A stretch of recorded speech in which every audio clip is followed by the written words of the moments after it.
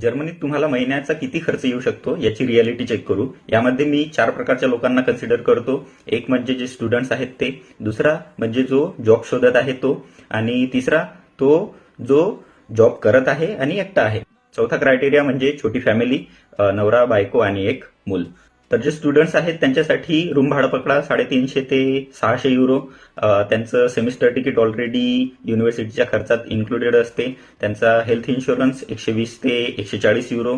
त्यांचं ग्रोसरी म्हणजे महिन्याचा जे किराणा वगैरे आहे त्याचा खर्च पकडा जवळजवळ 250 ते 300 युरोच्या आसपास. इंटरनेट आणि मोबाईलचे पकडा 30 ते 40 युरो. आणि बाकी आपण खर्च पकडू 50 ते 100 युरो. म्हणजे असा टोटल त्यांना जवळजवळ 800 ते 1000 युरोच्या आसपास महिन्याचा खर्च येतो. जो व्यक्ती जॉब शोधतोय त्याच्यासाठी सुद्धा रूम भाडं आपण जवळजवळ सेमच पकडू. त्याचा खाण्याचा खर्च सुद्धा जवळजवळ 250 ते 300 युरोच्या आसपासच. म्हणजे एका स्टुडंटला जो खर्च लागतो तोच सेम खर्च जो जॉब सीकर आहे त्याला सुद्धा लागतो. फक्त जॉब सीकरला जो सेमिस्टर तिकीट असते ते एक्स्ट्रा ऍड करावं लागते आणि त्याचा हेल्थ इन्शुरन्स हा डबल असतो. म्हणजे जवळजवळ त्याचा हेल्थ इन्शुरन्स हा 200-250 युरोच्या आसपास जातो. म्हणून त्याचे एक्सपेन्सेस थोडे वाढतात. हे एक्सपेन्सेस त्याचे जवळजवळ 1100 ते 1500 युरोच्या आसपास होऊ शकतात महिन्याचे. आता तिसरा व्यक्ती जो जॉब करत आहे. आता तुम्ही जॉब करत आहे तर तुमचे एक्सपेन्सेस थोडे वाढतील. त्यामध्ये तुम्ही थोडी लाईफस्टाईल चेंज कराल. त्यामध्ये तुमचे थोडे आणखी खाण्यावरचे याचा त्याचा खर्च थोडासा वाढू शकतो.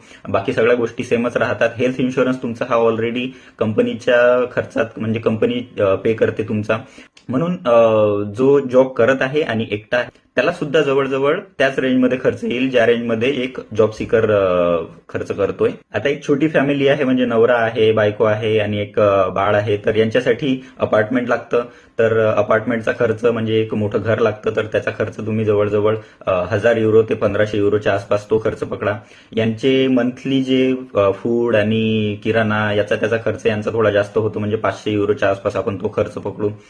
हेल्थ इन्शुरन्स हा सगळ्यांचा कंपनी थ्रूच इन्क्लूड होऊन जातो. आणखी ट्रॅव्हल तिकीट हे दोघांचं पण वेगळं राहील. म्हणजे जवळजवळ 60 युरो ते पकडा. आणखी बाळाचा खर्च हा 200 युरोच्या आसपास तो खर्च.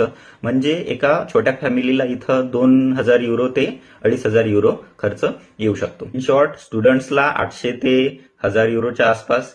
जो जॉब सीकर आहे त्याला 1100 ते 1500 युरोच्या आसपास. जो जॉब करत आहे त्याला सुद्धा जवळजवळ त्याच रेंजमध्ये 1100 ते 1500 युरोच्या आसपास. आणि एका छोट्या फॅमिलीला 2000 ते 2500 युरोच्या आसपास असा खर्च महिन्याचा येऊ शकतो. तुम्ही जर तुमचे एक्सपेन्सेस चांगल्या प्रकारे मॅनेज केले तर एक चांगली लाईफस्टाईल तुम्ही इथं जगू शकता आणि चांगली सेव्हिंग सुद्धा करू शकता. यात जर तुम्हाला काही डाऊट्स असले तर नक्की कमेंटमध्ये सांगा, मी तुम्हाला हेल्प करेल.